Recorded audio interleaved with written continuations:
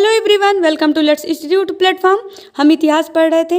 इतिहास को 3 पार्ट में बांटा जाता है, प्रागैतिहासिक काल, आद्य ऐतिहासिक काल, ऐतिहासिक काल, जिसमें हम प्रागैतिहासिक काल और आद्य ऐतिहासिक काल को पूरा कंप्लीट कर चुके हैं।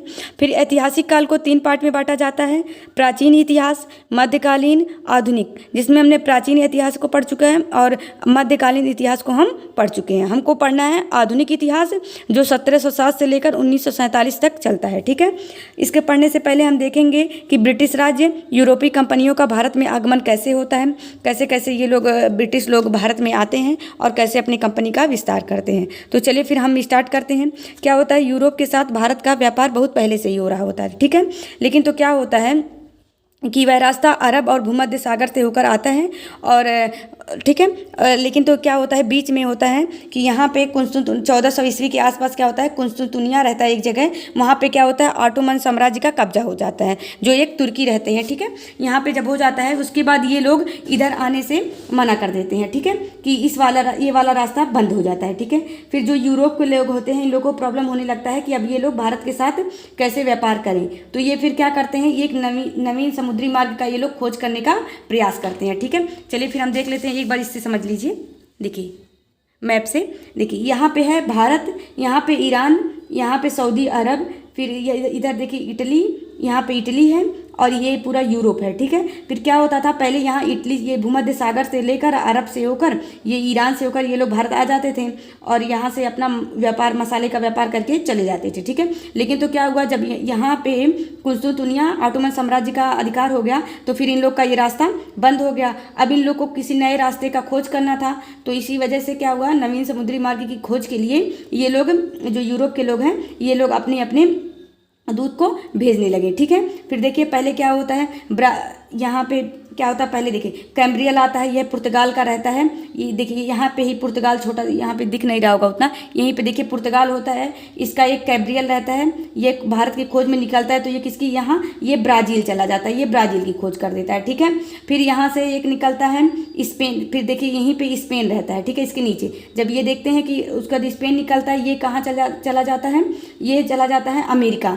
ठीक है, स्पेन का एक रहता है, कोलंबस से चला जाता है, अमेरिका की खोज कर देता है। ठीक है, फिर यहीं से निकलता है, देखिए यहीं पुर्तगाल से फिर आता है वास्को डी गामा, जो पुर्तगाली यात्री रहता है, यहीं से ये निकलता है। तो फिर ये होते होते केप ऑफ गुड होप, जो यहाँ पे अफ्रीका महाद्वीप का सबसे निचला कोना, यहाँ से होते हुए ये भारत पहुँचता है और ये भारत का समुद्री मार्ग का खोज ये कर देता है। ठीक है, फिर ऑस्ट्रेलिया की खोज यहीं से निकलते हैं, ब्रिटेन का एक निकलता है, वो ऑस्ट्रेलिया की खोज कर देता है। ठीक है, फिर उसके बाद एक तस्मान का, यहीं पे तस्मान होता है, तस्मान का निकलता है, ये किसका, न्यूजीलैंड का खोज कर देता है। ठीक है, अब देखिए चलिए फिर हम देखते हैं कि क्या होता है। 1 मिनट। ठीक है, समझ में आ गया कि कैसे क्या होता है। देखिए प्रथम प्रयास क्या होता है, एक मिनट हम पुर्तगालियों के बारे में देख लेते हैं कैसे क्या होता है।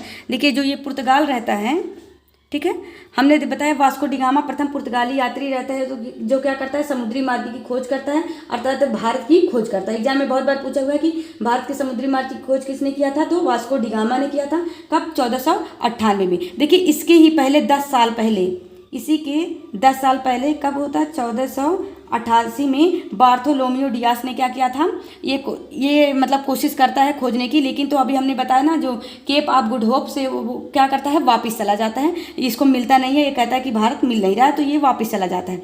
तो ठीक है, पहले सबसे पहला प्रयास किसने किया था, बार्थोलोमियो डियास ने किया था, जो पुर्तगाल का ही था।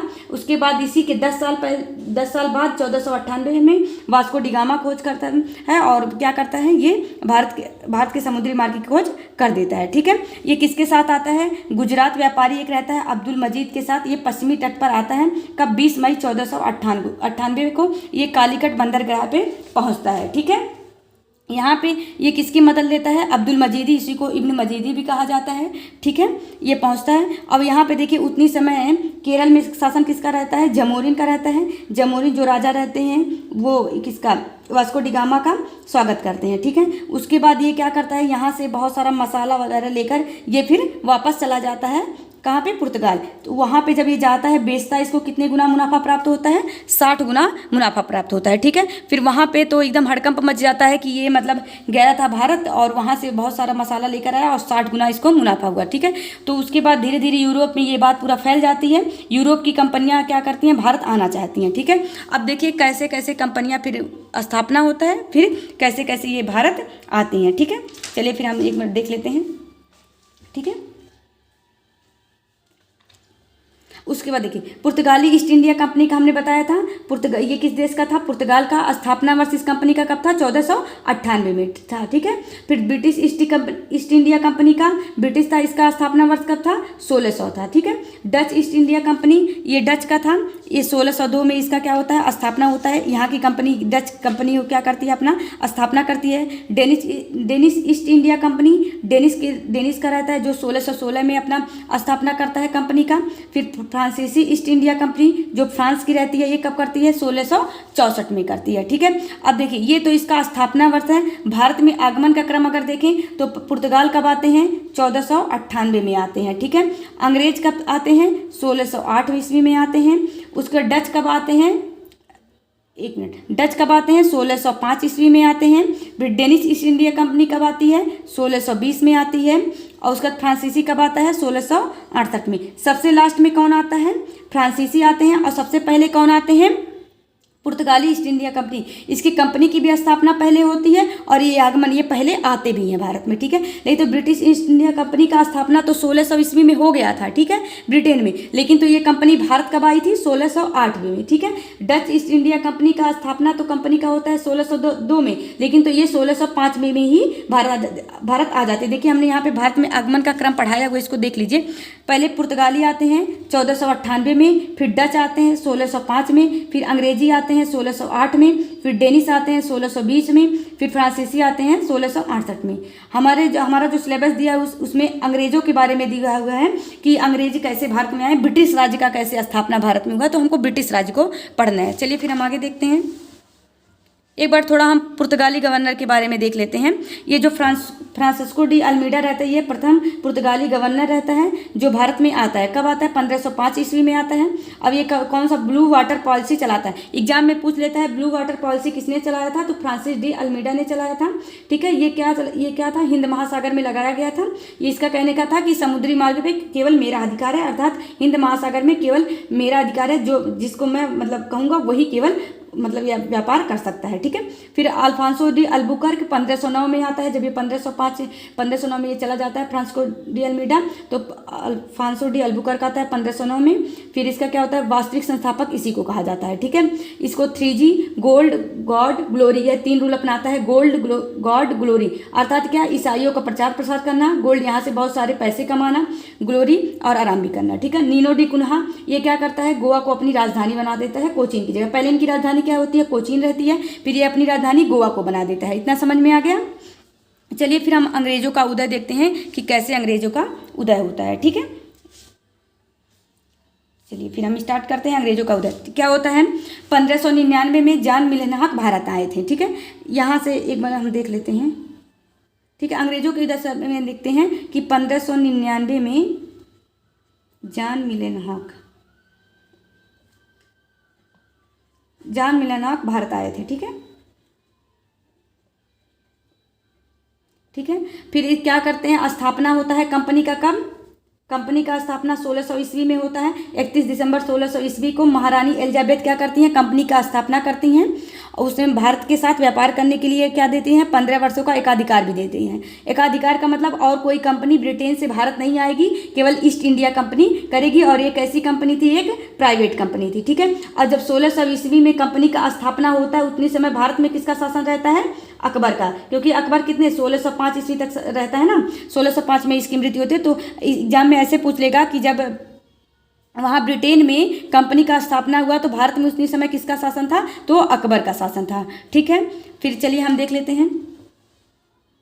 फिर क्या होता है कि 1609 ईस्वी में जब एलिजाबेथ की मृत्यु 1603 में एलिजाबेथ की मृत्यु हो जाती है। फिर उसके बाद शासन कौन बनाते हैं? जेम्स प्रथम इंग्लैंड के राजा बनते हैं। और फिर ये क्या करते हैं? अनिश्चित काल के लिए इस कंपनी को व्यापारिक एकाधिकार दे देते हैं। कहते हैं मतलब कि कोई भी कंपनी अब वहाँ ब्रिटेन से भारत नहीं आएगी, केवल एक ही कंपनी जाएगी, कौन? East India company. ठीक है। फिर यहाँ से कौन, जब ये एकाधिकार मिल जाता है तो यहाँ से हेक्टर नामक जहाज से कैप्टन हॉकिंस भारत के लिए निकलता है। ठीक है। फिर 1608 ईस्वी में यह कहाँ पहुँचता है? भारत में पहुँचता है। ठीक है। या ये किस बंदरगाह पे पहुँचता है? सूरत बंदरगाह पे पहुँचता है और यहाँ पे ये फैक्ट्री बनाने का कोशिश करता है। ठीक है। लेकिन तो क्या होता है? ये असफल हो जाता है। ठीक है।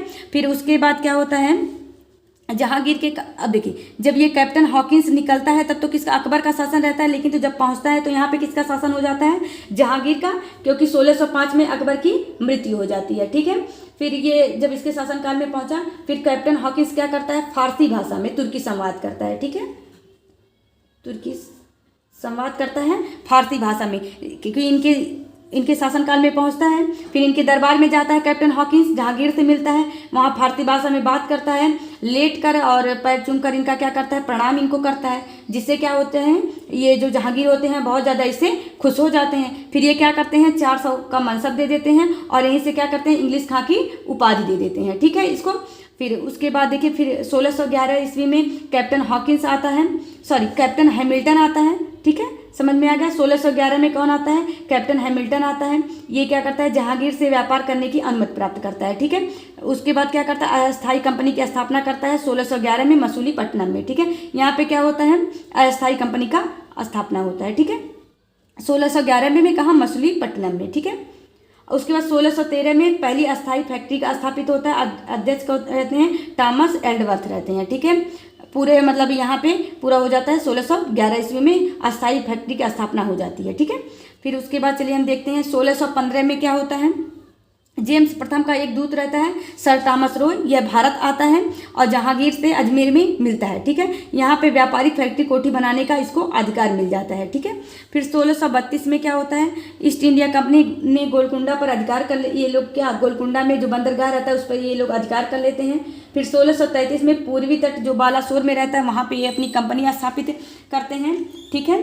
उसके बाद फिर 1661 में ब्रिटेन के राजा चार्ल्स द्वितीय और पुर्तगाल की रानी राजकुमारी जो रहती है कैथरीन, क्या होता है? ब्रिटेन के राजा चार्ल्स द्वितीय और पुर्तगाल की राजकुमारी कैथरीन जो रहती हैं, इन दोनों में क्या हो जाता है? शादी हो जाता है। ठीक है। अब जब ये शादी हो जाता है तो पुर्तगाल क्या होता है? लड़कियों की तरफ से होता है। तो ये क्या करता है? पुर्तगाल बम्बई को दहेज में दे देता है। किसको? अंग्रेजों को दे देता है। ठीक है, समझ में आ गया। चलिए फिर हम आगे देखते हैं।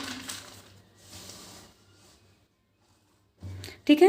फिर जब इसको मिल जाता है तो चार्ल्स द्वितीय क्या करते हैं? इनको दहेज में पूरा बम्बई मिल जाता है।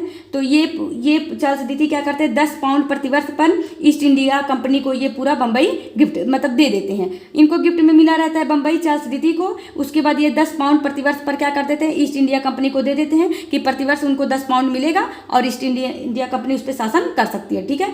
फिर 1651 में ईस्ट इंडिया कंपनी ने बंगाल के हुगली में प्रथम फैक्ट्री की स्थापना करते हैं। अब देखिए बंगाल में प्रथम फैक्ट्री की स्थापना कब करते हैं? 1651 में। ठीक है। उसके बाद 1686 में औरंगजेब और अंग्रेज दोनों मिलते हैं। ठीक है। अंग्रेजों ने हुगली में लूटपाट कर दी थी, जिसके कारण औरंगजेब और अंग्रेजों के बीच क्या होता है? युद्ध होता है। इसमें क्या होता है? मुगल सेना जीत जाती है और अंग्रेज क्या हो जाते हैं? पराजित हो जाते हैं। ठीक है। फिर 1698 ईस्वी में आता है। यहाँ पे जॉब चारनाक ने सूतीनाथा, कालिकाता और गोविंदपुर ये क्या तीनों मिलाकर क्या करता है? कलकत्ता शहर की स्थापना करता है। ठीक है। किसको मिलाकर? सूतीनाथा, कलिकाता और गोविंदपुर को मिलाकर क्या करता है? स्थापना करता है। कलकत्ता शहर की ये स्थापना करता है। ठीक है। चलिए फिर हम आगे देखते हैं। ठीक है। फिर क्या होता है?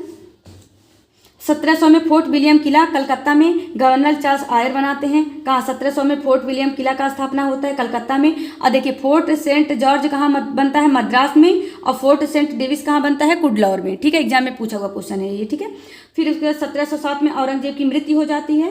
फिर आगे चल के 1707 में मुगल बादशाह कौन बनता है, फर्रुखसियर बनता है। इस देखिए जो फर्रुखसियर रहता है इसको बहुत भयंकर फोफड़ा हो जाता है, ठीक है। तो यहाँ के सारे सब कहते हैं कि अब आपका ठीक नहीं होगा, लेकिन तो ये क्या होता है, एक अंग्रेजी होता है, अंग्रेज का रहता है हैमिल्टन ने इनका क्या किया, दवा कर दिया, ठीक है। ये जो ब्रिटिश का रहता है, ये मतलब एक डॉक्टर के टाइप में रहता है, ये क्या करता है, हैमिल्टन ने इसका दवा कर दिया तो क्या हो जाता है, फर्रुखसियर एकदम ठीक हो जाता है, जिससे फर्रुखसियर बहुत ज़्यादा खुश होता है और एक सुनहरा फरमान या कंपनी का मैग्ना कार्टा जारी करता है, ठीक है। और ये क्या करता है, टकसाल बनाने का पूरा अधिकार देता है और 3000 वार्षिक दर पर क्या करता है, बंगाल में पूरा 3000 वार्षिक लेता है और पूरे बंगाल में फ्री व्यापार का छूट दे देता है, ठीक है। फिर 1719 ईस्वी में बंगाल मुर्शिद कुली खां एक स्वतंत्र शासक स्थापना करता है, ठीक है।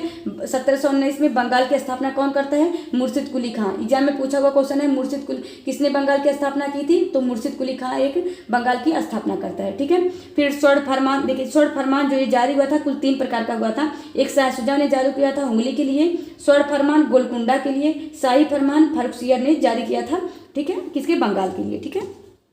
अब चलिए फिर हम देखते हैं कि भारत में ब्रिटिश साम्राज्य का विस्तार कैसे हुआ, ठीक है। बंगाल में प्लासी का युद्ध होता है 1757 में, फिर बक्सर का युद्ध होता है 1764 में। देखिए जो भारत में ब्रिटिश साम्राज्य का विस्तार होता है तो इतनी जगह पे इनको करना पड़ता है, बंगाल में करना पड़ता है, मैसूर में मैसूर का युद्ध, मराठों के साथ, पंजाब के साथ, अवध के साथ, सिंध के साथ, इतने लोग के साथ इन लोगों का अंग्रेजों का युद्ध होता है। तो बंगाल के साथ क्या होता है, प्लासी का युद्ध 1757 में, फिर बक्सर का युद्ध होता है 1764 में, फिर मैसूर के साथ क्या होता है, प्रथम आंग्ल मैसूर युद्ध होता है 1788 से 69 के बीच में, द्वितीय आंग्ल मराठा युद्ध होता है 1700 आंग्ल मैसूर युद्ध होता है 1780 से 1784, तृतीय आंग्ल मैसूर युद्ध होता है 1790 से मतलब 1790 में ही केवल होता है, फिर चतुर्थ आंग्ल मैसूर युद्ध होता है 1799 में, ठीक है। फिर मराठा के साथ होता है प्रथम आंग्ल मराठा युद्ध 1775 में, द्वितीय आंग्ल मराठा युद्ध 1803 से 1805 के बीच, फिर तृतीय आंग्ल मराठा युद्ध 1817 से 1819 के बीच में, फिर किसके, पंजाब के साथ आंग्ल सिख युद्ध होता है 1845 में और फिर 1848 में, ठीक है। अवध के साथ 1856 में होता है और सिंध के साथ 1843 में होता है, ठीक है। चलिए फिर हम देखते हैं बंगाल को स्वतंत्र रूप से स्थापित किसने किया था, मुर्शिद कुली खां ने। अभी हमने बताया था ना कि बंगाल को स्वतंत्र रूप से स्थापित किसने किया, मुर्शिद कुली खां ने किया, ठीक है। अवध में किसका शासन रहता है, शहादत खां का, कर्नाटक में शहादतुल्लाह खां का, मैसूर में हैदर अली खां, पंजाब में महाराणा रणजीत सिंह का, मराठा में शिवाजी के साथ इसका होता है युद्ध और पंजाब में महाराणा रणजीत सिंह के साथ होता है, मैसूर में हैदर अली के साथ होता है, कर्नाटक में शहादतुल्लाह खां के साथ होता है, अवध में शहादत खां के साथ होता है, हैदराबाद में कौन रहता है, निजामुल उल मुल्क रहता है। अब देखिए इन लोग का फिर किसके साथ, डचों के साथ और फ्रांस के साथ भी इन लोग का युद्ध होता है, उसको देख लेते हैं। 1759 में बेदरा का युद्ध होता है अंग्रेज और डच के बीच में और 1760 में होता है वांडीवास का युद्ध अंग्रेज और फ्रांस के बीच में, ठीक है। चलिए फिर देखिए यहाँ पे क्या होता है, वांडीवास के युद्ध में फ्रांस के लोग हार जाते हैं और बेदरा के युद्ध में डच हार जाते हैं, ठीक है। ये बहुत इंपॉर्टेंट क्वेश्चन है, पूछ लेता है एग्जाम में कि बेदरा का युद्ध किसके बीच हुआ था, तो अंग्रेज और डच के बीच में हुआ था और 1760 में क्या होता है, वांडीवास का युद्ध होता है अंग्रेज और फ्रांस के बीच में, जहाँ पे फ्रांस हार जाते हैं अंग्रेज जीत जाते हैं, ठीक है। फिर देखिए हमको फिर बंगाल पढ़ना है। बंगाल में वंशानुगत शासन कैसे चलता है, पहला क्या होता है, मुर्शिद कुली खां होता है, फिर उसके बाद हमने बताया था ना मुर्शिद कुली खां ने बंगाल की स्थापना की थी। उसके बाद अगला शासक होता है सरफराज खां, फिर इसका पुत्र अलवर्दी खां का पुत्र सिराजुद्दौला, फिर बनता है मीर कासिम, फिर नजामुद्दौला, फिर मुबारकुद्दौला, ठीक है। इतना ये देखिए मीर कासिम के बाद बनता है मीर जाफर, यहाँ पे बनता है, छूट गया है, ठीक है। मीर जाफर बनता है, फिर मीर कासिम बनता है, फिर नजमुद्दौला बनता है, फिर मुबारकुद्दौला बनता है, ठीक है। अब देखिए चलते हैं हम बंगाल का देखते हैं। बंगाल में क्या होता है, दो टाइप के होते हैं, एक सूबेदार होता है, एक दीवान होता है। तो जो सूबेदार का पद होता है वो अजीम उसान के पास रहता है और जो दीवान का पद रहता है वो मुर्शिद कुली खां के पास रहता है। इसको किसने स्थापित किया था, फर्रुखसियर ने इसको दीवान के पद पर बैठाया था, किसको, मुर्शिद कुली खां को, ठीक है। अब देखिए जब जो फर्रुखसियर था इसमें हमने बताया था कि ये बहुत ज़्यादा उससे खुश होता है, इसकी दवा कर देता है, तो ये क्या करता है, शाही फरमान जारी कर देता है। ठीक है, तो इससे क्या होता है, ये मुर्शिद कुली खां इससे बहुत परेशान रहते हैं, लेकिन तो ये कोई विरोध नहीं करते बट परेशान रहते हैं, क्योंकि क्या वहाँ पे फ्री व्यापार होता था, पहले इन लोगों को कर मिलता था, अब वो नहीं मिलता है, टैक्स अब ये लोग वसूल नहीं सकते थे। ठीक है, फिर देखिए क्या होता है, मुर्शिद कुली खां क्या करता है, राजधानी को ढाका से क्या कर देता है, मुर्शिदाबाद बना देता है। ठीक है, ये मुर्शिद कुली खां आता है। मुर्शिद कुली के बाद कौन आता है, अलवर्दी खां आता है। ये अंग्रेजों की तुलना किससे करता है, मधुमक्खी से करता है, और यह कहता है कि जब तक हम उनको मधुमक्खी की तरह सहलाएंगे उनके छत्तों को, तब तक वो हमको रस देंगे, बाकी का अगर उनको हम जरा सा भी टच कर देंगे तो वो हमको पूरा छेद डालेंगे। तो किसकी तुलना करता है, मधुमक्खी से। ठीक है, फिर उसके बाद अगला शासक कौन बनता है, सिराजुद्दौला बनता है। यहीं पे क्या होता है, ब्लैक होल की घटना घटती है 1756 में। ठीक है, ये किसको कौन ये बताता है, जॉर्ज हॉल रहता है, एक ब्रिटिश लेखक रहता है जॉर्ज हॉल, ये अपनी बुक में लिखा रहता है कि ब्लैक होल की घटना 1756 में। इसमें क्या बताता है कि 146 एक घर, एक मतलब रूम रहता है, उसमें क्या करता है सिराजुद्दौला 146 अंग्रेजों को बंद कर देता है पूरी रात के लिए, और जिसमें केवल कितने बचते हैं, सुबह जब खोलता है तो केवल 23 लोग बचे होते हैं, बाकी सबकी मृत्यु हो जाती है। इसको ब्लैक होल की घटना कहा जाता है। ठीक है, ये 1756 ईस्वी में होता है। फिर अब देखिए अंग्रेजी में क्या होता है, सिराजुद्दौला के लिए क्या होता है, षड्यंत्र करता है कौन, रॉबर्ट क्लाइव मिलके करता है, किसके साथ, घसीटी बेगम, सेनापति इसका मीर जाफर रहता है, और ये कौन रहता है, राय दुर्लभ रहता है, राय दुर्लभ रहता है। इन लोग के साथ क्या मिलकर करता है, रॉबर्ट क्लाइव षड्यंत्र करता है। उसके बाद क्या होता है, प्लासी का युद्ध होता है। 23 जून 1757 में प्लासी का युद्ध होता है। यहाँ पे प्लासी के युद्ध में क्या होता था, क्लाइव की जीत हो जाती है, क्योंकि क्या होता है, ये जो घसीटी बेगम और इसका जो सेनापति मीर जाफर रहता है, ये एकदम इसको धोखा दे देता है। ठीक है, युद्ध में ही। तो यहाँ पे क्या होता है, क्लाइव की जीत हो जाती है और ये सिराजुद्दौला की हार हो जाती है। ठीक है, यहीं से क्या होता है, भारत में ब्रिटिश स्थापित हो जाते हैं। परिणाम क्या मिलता है कि जब ये सिराजुद्दौला हार जाता है तो यहाँ पे क्योंकि देखिए ये साथ दिया रहता है मिर्जाफर, तो ये क्या करते हैं, ये लोग मिर्जाफर को अंग्रेज क्या करते हैं, कठपुतली नवाब बना देते हैं। ये 1757 से लेकर 1760 तक शासन करते हैं। लेकिन तो क्या होता है, मिर्जाफर जब इनके अकॉर्डिंग काम नहीं करता है अंग्रेजों के, तो क्या करते हैं, अंग्रेज इसको हटा देते हैं, मिर्जाफर को हटाकर किसको बना देते हैं, मीर कासिम को नवाब बना देते हैं 1760 ईस्वी में। ठीक है, फिर जब 1760 ईस्वी में इसको बना देते हैं तो मीर कासिम एक अच्छा शासक रहता है। ये क्या करता है, राजधानी मुर्शिदाबाद से क्या कहाँ लेते आता है, मुंगेर लेते आता है, और उसके बाद ये राजधानी का पूरा किलाबंदी करवाना स्टार्ट कर देता है। अब जब ये देखते हैं अंग्रेज की ये किलाबंदी करवा रहा है, अपनी राजधानी ट्रांसफर कर रहा है, उसके बाद फिर ये क्या करते हैं, फिर इसको हटा देते हैं, मीर कासिम को भी हटा देते हैं, और मीर कासिम को हटा के फिर से ये मीर जाफर को नवाब बना देते हैं। ठीक है, अब देखिए पहले अभी एग्जाम में कंफ्यूजन हो जाता है कि पहले कौन आया था, मीर जाफर की मीर कासिम। तो देखिए इसको जे एंड के, जे के बाद क्या आता है ना, जे के। तो पहले मीर जाफर आता है, फिर ये लोग क्या करते हैं, मीर कासिम को बनाते हैं। नहीं तो मीर कासिम भी जब इनके अकॉर्डिंग नहीं काम करता है, फिर से ये मीर जाफर को बना देते हैं। अब जब मीर कासिम को ये लोग हटा देते हैं तो मीर कासिम क्या करता है, ये चला जाता है अवध के नवाब शुजाउद्दौला के पास और मुगल बादशाह शाह आलम के साथ पास, इन लोग के साथ जाता है। और उसके बाद इन लोगों से मिलकर ये तीनों लोग मिल जाते हैं, कौन, मीर कासिम, उसके बाद अवध के नवाब शुजाउद्दौला और मुगल बादशाह शाह आलम द्वितीय। उसके बाद ये क्या करते हैं, ये तीनों मिलकर और इधर से ये अंग्रेजों के खिलाफ, उसके बाद ये लोग करते हैं बक्सर का युद्ध। उधर किससे कौन रहता है, अंग्रेजों की तरफ से रहता है हेक्टर मुनरो, और इधर से कौन रहता है, मीर कासिम, शुजाउद्दौला और शाह आलम द्वितीय। यहाँ पे इस युद्ध में क्या होता है, बक्सर का युद्ध होता है। चलिए फिर हम आगे देख लेते हैं, 1 मिनट।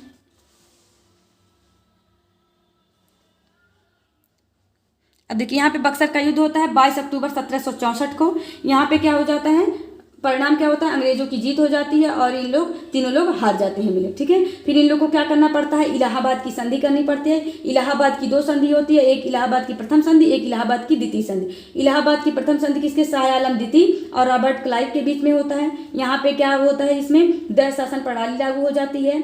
शाह आलम द्वितीय को क्या होता है, इनको 26 लाख वार्षिक पेंशन पे इनको रिटायर कर दिया जाता है।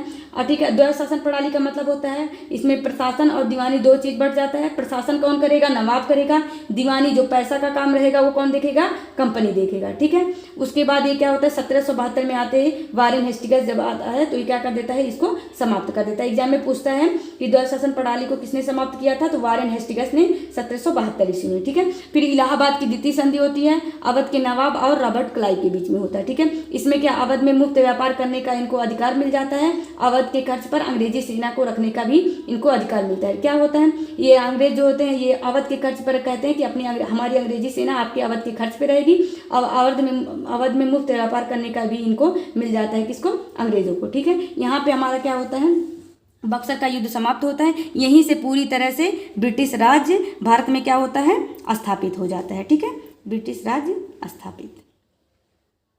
फिर इसके बाद हम पढ़ेंगे मॉडर्न हिस्ट्री में। हमको यहाँ से पता चल गया कि ब्रिटिश राज्य भारत में कैसे स्थापित होता है, इसका कैसे कैसे ये भारत में स्थापित हुआ। ठीक है, चलिए फिर हम अगले लेक्चर में देखेंगे आगे का पार्ट। ओके बाय, पढ़ते रहिए आप लोग।